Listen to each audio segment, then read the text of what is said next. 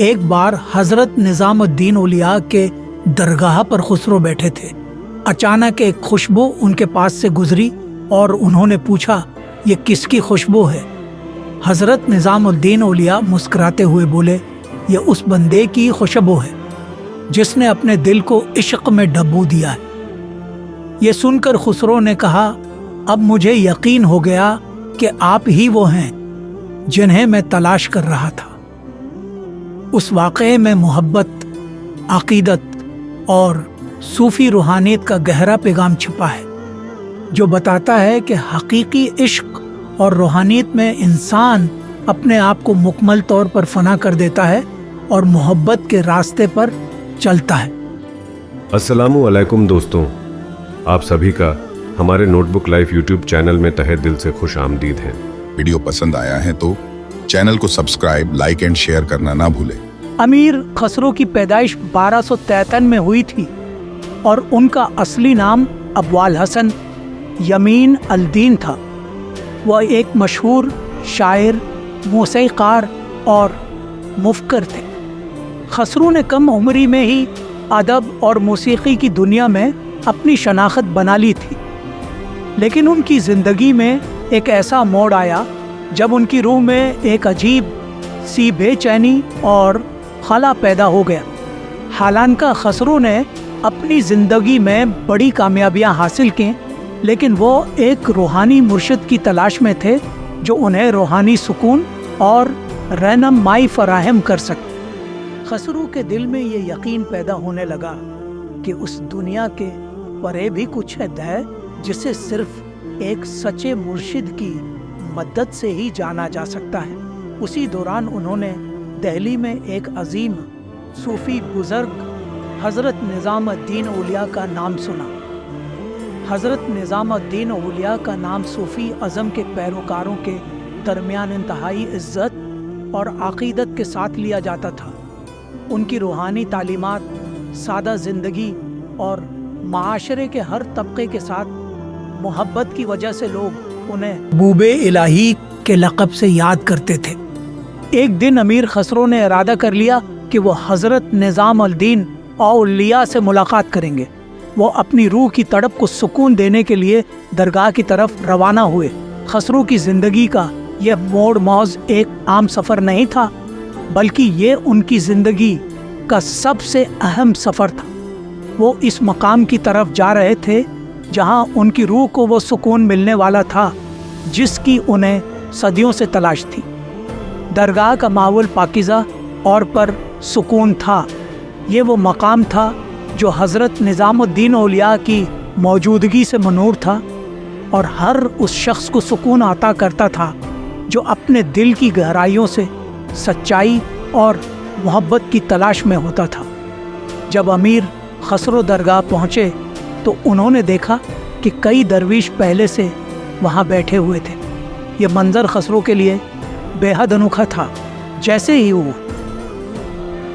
جیسے ہی خسرو درگاہ میں داخل ہوئے، ان کی نظریں ان درویشوں کی طرف گئیں جو مکمل طور پر دھیان اور مراقبے میں مہو تھے۔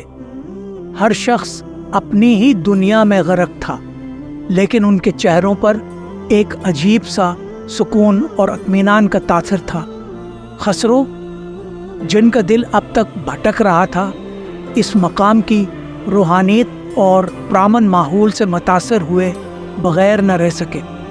خسرو آہستہ آہستہ درگاہ کے صحن میں آگے بڑھے، جہاں ایک درویش نے انہیں روکا اور پوچھا، تم کس کی تلاش میں ہو؟ خسرو کے دل میں مرشد کی تلاش کی گہری خواہش تھی اور انہوں نے فوراً جواب دیا، جس کی تلاش سب کو ہے۔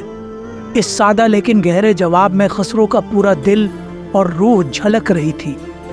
یہ الفاظ صرف زبان سے ادا نہیں ہوئے تھے، بلکہ یہ ان کی روح کی حقیقی پکار تھی۔ جب یہ جواب حضرت نظام الدین اولیاء تک پہنچا تو وہ متاثر ہوئے بغیر نہ رہ سکے۔ حضرت نظام الدین اولیاء، جو اپنے حجرے میں مراقبے میں مہو تھے، نے خسرو کو اندر بلانے کا حکم دیا۔ جب خسرو نے پہلی بار اپنے مرشد کو دیکھا تو ان کے دل میں ایک عجیب سا سکون اور محبت کا احساس پیدا ہوا۔ ان کے سامنے ایک سادہ لباس میں ملبوس درویش تھے، لیکن ان کے چہرے پر ایک حیرت انگیز نور اور نرم مزاجی تھی۔ خسرو کو اس وقت احساس ہو گیا تھا کہ ان کی زندگی کی اصل تلاش اب ختم ہو چکی ہے۔ خسرو نے حضرت نظام الدین اولیاء کے سامنے جھک کر انہیں سلام کیا۔ اولیاء نے مسکراتے ہوئے خسرو کی طرف دیکھا اور فرمایا، تم یہاں کیوں آئے ہو؟ خسرو نے فوراً جواب دیا، میں اپنی روح کی پیاس بجھانے آیا ہوں۔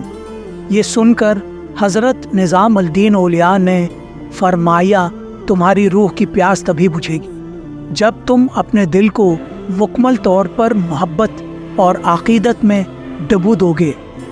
یہ پہلا مکالمہ تھا جس نے امیر خسرو کی زندگی کی سمت کو مکمل طور پر بدل دیا۔ خسرو کو یہ احساس ہوا کہ جس کی وہ تلاش کر رہے تھے وہ ان کے سامنے موجود ہیں۔ اس پہلی ملاقات کے بعد امیر خسرو نے اپنا دل اور روح مکمل طور پر حضرت نظام الدین اولیاء کے سپرد کر دیا۔ انہوں نے اپنے مرشد کو اپنی زندگی کا رہنما اور تحریک کا منبع مانا۔ خسرو نے نہ صرف صوفی ازم کی تعلیمات کو اپنایا بلکہ اپنے مرشد کی خدمت میں بھی خود کو وقف کر دیا۔ خسرو کا مرشد کے ساتھ یہ لگاؤ صرف زبانی نہیں تھا بلکہ ان کی زندگی کے ہر چھوٹے بڑے واقعے میں یہ صاف نظر آتا تھا۔ خسرو نے اپنی زندگی کو مکمل طور پر روحانیت اور عقیدت کے راستے پر ڈال دیا۔ ان کی شاعری، موسیقی اور ادب میں بھی مرشد کے ساتھ یہ محبت اور عقیدت بار بار نمایاں ہوتی ہے۔ خسرو کی شاعری اور گیتوں میں حضرت نظام الدین اولیاء کے ساتھ گہری عقیدت صاف ظاہر ہوتی ہے۔ وہ اپنے مرشد کو محبت اور عقیدت کے پیکر کے طور پر دیکھتے تھے۔ ان کی مشہور نظم چھاپ تلک سب چھینی رے اس کی بہترین مثال ہے، جس میں انہوں نے اپنے مرشد کے ساتھ اپنی بے پناہ محبت اور لگاؤ کو بیان کیا ہے۔ چھاپ تلک سب چھینی رے کا مفہوم اس کلام میں خسرو نے بیان کیا ہے کہ ان کے مرشد نے ان کی ساری پہچان، تمام فکریں اور تمام خواہشات چھین لی ہیں، اور اب وہ مکمل طور پر اپنے مرشد کی محبت میں ڈوب چکے ہیں۔ یہ نظم خسرو کے جذباتی اور روحانی عقیدت و محبت کی علامت ہے۔ اس میں مرشد کے ساتھ ان کی غیر مشروط محبت اور اپنی ذات کو فنا کرنے کا تصور پیش کیا گیا ہے۔ اس ملاقات کے بعد خسرو نے حضرت نظام الدین اولیاء کے ساتھ صوفی ازمی کے مختلف پہلوؤں پر تبادلہ خیال کیا اور انہیں صوفی ازم کی گہری تعلیمات کا رہنمائی ملی۔ صوفی ازم صرف ایک مذہبی تحریک نہیں تھی بلکہ یہ محبت، عقیدت اور روحانی معرفت کا ایک راستہ تھا جو روح کو خدا سے جوڑنے کا کام کرتا تھا۔ صوفی ازم کی سب سے اہم تعلیمات میں سے ایک یہ تھی کہ محبت ہی خدا تک پہنچنے کا سب سے آسان اور سچا راستہ ہے۔ حضرت نظام الدین اولیاء نے خسرو کو سکھایا کہ محبت میں کوئی تفریق نہیں ہوتی، اور یہ محبت صرف انسانوں کے لیے نہیں بلکہ خدا کے لیے ہونی چاہیے۔ جب انسان مکمل طور پر محبت میں ڈوب جاتا ہے تو اس کی روح پاکیزہ ہو جاتی ہے اور وہ خدا کے قریب پہنچ جاتا ہے۔ حضرت نظام الدین اولیاء، جنہیں محبوب الہی کے نام سے جانا جاتا ہے، کہ زندگی کے آخری دن قریب آنے پر ان کے چاہنے والے اور مرید ایک جگہ جمع ہو گئے۔ یہ ایک بہت ہی جذباتی اور گہرے لمحے تھے جن میں ہر کوئی ان کے آخری وقت دیکھنے اور ان کے برکتیں لینے کے لیے بے چین تھا۔ اولیاء کی صحت بتدریج خراب ہو رہی تھی، لیکن انہوں نے اپنے آخری دنوں کو بھی بے پناہ سکون اور مکمل لگاؤ کے ساتھ گزارا۔ وہ اپنے مریدوں کو آخری نصیحتیں دے رہے تھے اور انہیں زندگی کی اہمیت، محبت اور عقیدت کی تعلیم دے رہے تھے۔ ان کی باتیں سنتے ہوئے ہر کسی کو ایسا محسوس ہو رہا تھا جیسے وہ ایک روحانی रोशनी की तरफ बढ़ रहे हों। आखिरी वक्त में हज़रत निज़ामुद्दीन औलिया ने अपने मुरीदों से कहा, जब मैं इस दुनिया से रख़्सत हो जाऊं तो याद रखना कि तुम सब के दिलों में मोहब्बत और अक़ीदत का चिराग जलाए रखना। यही मेरा सबसे बड़ा तहफ़्फ़ा होगा। उन्होंने अपने आखिरी लम्हों में भी अपने सोफियाना ज़िंदगी की सादगी और सुकून को बरकरार रखा। जैसे ही उनकी ज़िंदगी की ये सफ़र ख़त्म होने वाला था, उनके चेहरे पर एक हैरत अंगीज़ सुकून और इत्मीनान था, जो इस बात का सबूत था कि उन्होंने अपनी ज़िंदगी का मुकम्मल और सच्चा मकसद हासिल कर लिया था। उनकी वफ़ात के बाद भी उनके मुरीद और पैरोकार उनकी नसीहतों और मोहब्बत को अपनी ज़िंदगियों में शामिल करते रहे।